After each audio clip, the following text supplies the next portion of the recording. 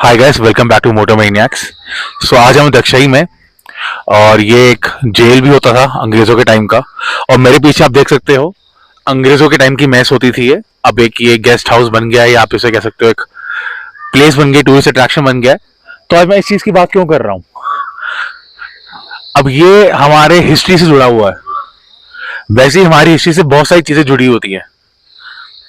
हमारे कई ऑटोमोबाइल भी जुड़ी हुई हैं। आज उसी ऑटोमोबाइल के बारे में बात करने वाला हूं मैं, रॉयल एनफील्ड की बुलेट।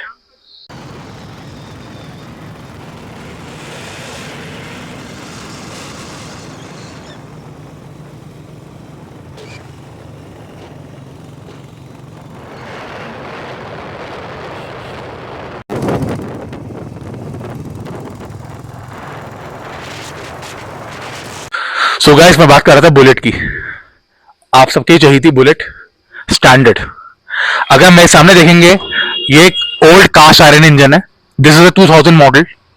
ओनर ने बहुत ही प्यार से रखा है इसको। कितनी अच्छी कंडीशन में रखा हुआ देख सकते हैं आप। This is 2000 model cast iron. फिर आया आपके पास UC 5 speed gear box, unique construction engine, and lastly today we have the J platform as well. So आज हमारे पास तीनों जनरेशन है बुलेट की। ऐसी generation 90s millennials as well as जो भी लेटेस्ट 2023 जनरेशन। तो तीनों बुलेट है। तीनों ही का एक्सपीरियंस बहुत अलग है। दिखने में आपको ये दोनों बहुत सिमिलर लग रही होंगी, बट ट्रस्ट मी, इन तीनों को चलाने का इतना एक्सपीरियंस अलग है। अपना एक्सपीरियंस अलग है, इसको चलाने का तरीका अलग है, ये चलती अलग तरीके से है। पहले हम बात करते हैं आज ओल्ड स्कूल की, जो कि एक कास्ट आयरन इंजन है। सबसे बड़ा विजुअल डिफरेंस क्या है इसमें? अक्षय जी, आप कैमरा साथ लेके आएंगे। हाँ, सबसे बड़ा विजुअल डिफरेंस है इसका gear shift indicator, gear shifter.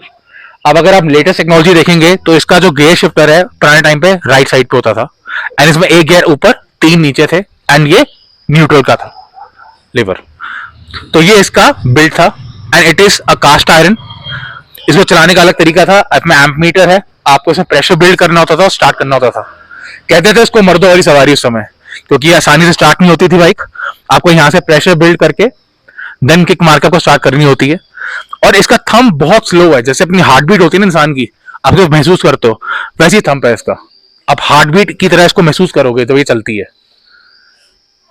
और ये इसने बुलेट की एक नींव को रखा है, या कहूंगा रॉयल एनफील्ड का ब्रेड एंड बटर होता था एक टाइम का ये।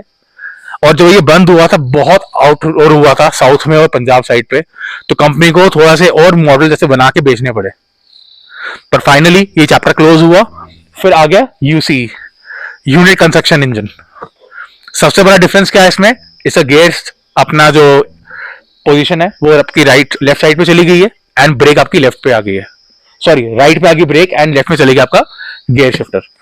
सो ये ट्रेडिशनल हार्ले ट्रेडिशन अपना बुलेट से हट करके नॉर्मल वाला जो आजकल की टेक्नोलॉजी है उसको इन्होंने लेके आया। Plus this was more reliable then that. उसके लिए आपको थोड़ा बहुत मैकेनिकली चीजें पता होनी चाहिए उस बाइक को चलाने के लिए। ये थोड़ा और रिलायबल है। इसके अंदर मैं ये कहूंगा कि जो थंब का फर्क है ना, थोड़ा सा है इसमें फर्क। जैसे मैं थंब की बात कर रहा था, दोनों बाइक्स में बीट में थंब में बहुत फर्क है। ये बहुत स्लो है, ये थोड़ी फास्ट है उससे, बट इसमें भी आपको थंब का पूरा महसूस होता है चलाते हुए। दिखने में बाइक्स दोनों ऑलमोस्ट सिमिलर हैं, ओल्ड स्कूल हैं। बट अगर मैं लेटेस्ट जे प्लेटफॉर्म की बात करूं, ये बिल्कुल ही नया प्लेटफॉर्म पे बिल्ड है। इसकी चेसी भी अलग है। उस दोनों में चेसी सेम थी, इसकी चेसी भी अलग है। इसमें कोई थंब वाली फील नहीं है, but it is very smooth. अगर तीनों बेसिकली लेगेसी है रॉयल एनफील्ड की। उसने कैरी फॉरवर्ड करी, रॉयल एनफील्ड को बिल्डअप किया, इसने आगे कैरी फॉरवर्ड करी। अब उम्मीद करते हैं कि ये भी आगे कैरी फॉरवर्ड हो जाए। अब ये बाइक भी चलने में बहुत स्मूथ है, बहुत रिलायबल है, क्योंकि इसका इंजन आप जैसे जनरली क्लासिक 350 में देख चुके हो, मीटियोर में देख चुके हो, एंड हंटर में भी देख चुके हो। तो इंजन में कोई फर्क नहीं है। क्योंकि अगर मैं इसकी बात करूं, तो क्लासिक 350 आती थी यूसी की, उसके क्रैंक में और इसके क्रैंक में भी फर्क था।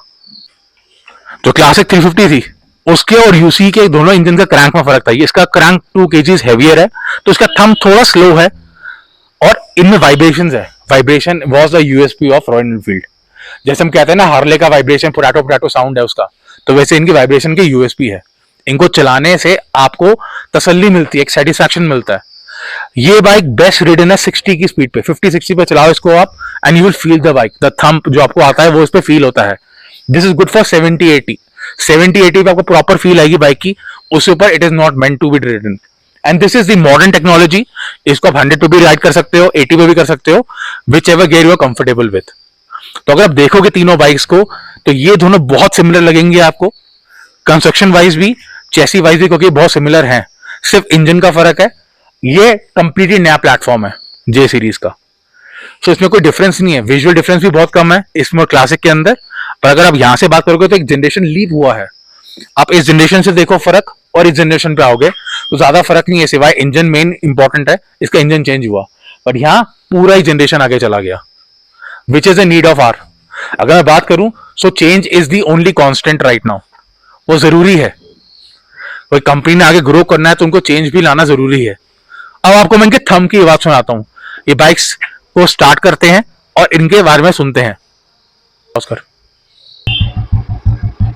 अगर आप इसकी रिदम देखो, साउंड बहुत स्लो हार्ट बीट है इसकी, बहुत स्लो, और बाइक हिल रही है पूरी, लगता है कि हाँ जान है इसके अंदर, कुछ है इसके अंदर, सोल है। अब इसकी रिदम सुनो, दुक दुक दुक दुक, it's very slow, proper beat करती हैं। अब अगर मैं इसकी बात करूं यूसी की, इसको भी स्टार्ट करके देख लेते हैं क्या फर्क है।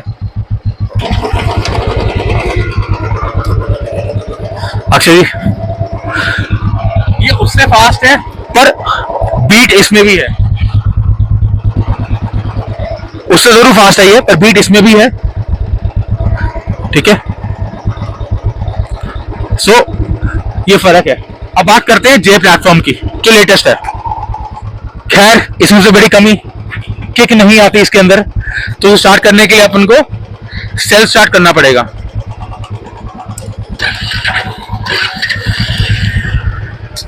अब आप फर्क देख सकते हो, this is the modern bullet, traditional नहीं है, मॉडर्न है। और आप बैग देखो इसका, उसका बैग देखो,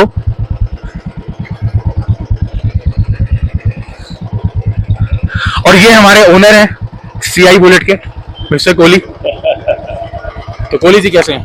बहुत बढ़िया। आपने इस बाइक को ओन करे 23 साल हो गए, राइट? है ना? हाँ जी। और आपने आज सीआई भी ये भी चलाई है, जे प्लेटफॉर्म। बहुत तो आपको क्या फर्क लगा? बहुत कंफर्टेबल लगी मेरे को, उसका सीटिंग पोस्चर और उसका ड्राइव करना बहुत कंफर्टेबल, ऐसे जैसे like cycle, like bicycle.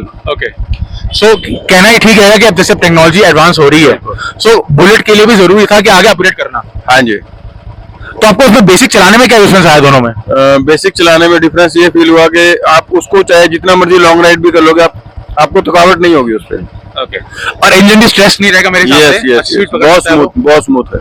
But obviously बात है, इसका कैरेक्टर है बाइक का, उसमें वो कैरेक्टर नहीं है। हाँ, सही कह रहा हूँ मैं? Yes, but that will be more reliable. Yes obvious. और क्या फर्क लगा आपको, जैसे गेयरिंग वगैरह में? गेयर में तो आपको गेयरिंग तो बहुत स्मूथ है, बहुत स्मूथ है, और इसका जो सीटिंग पोस्चर इतना कंफर्टेबल है कि आप जितनी मर्जी लॉन्ग ड्राइव भी कर लोगे तो आपको थकावट नहीं होगी उससे। ओके, तो कोहली जी कहना सही रहेगा कि जो लेगेसी अपना सीआई इंजन और यूसी ने करी है, वो क्या कैरी फॉरवर्ड कर पाएगा जे प्लेटफॉर्म? बिल्कुल कर पाएंगे, बिल्कुल कर पाएंगे। तो जैसा कि आपने सुना एक सीआई ओनर से जो इस बाइक को 23 साल से ओन करते हैं, एंड कमाल की बात है क्या कंडीशन रखी है इन्होंने बाइक की। आप देखो साफ सुथरी, और तीनों बाइक की आवाज सुनो आप, तीनों सिंक्रोनाइज थंब पे चल रही हैं। स्टार्ट करेंगे कोहली जी एक मिनट इसको।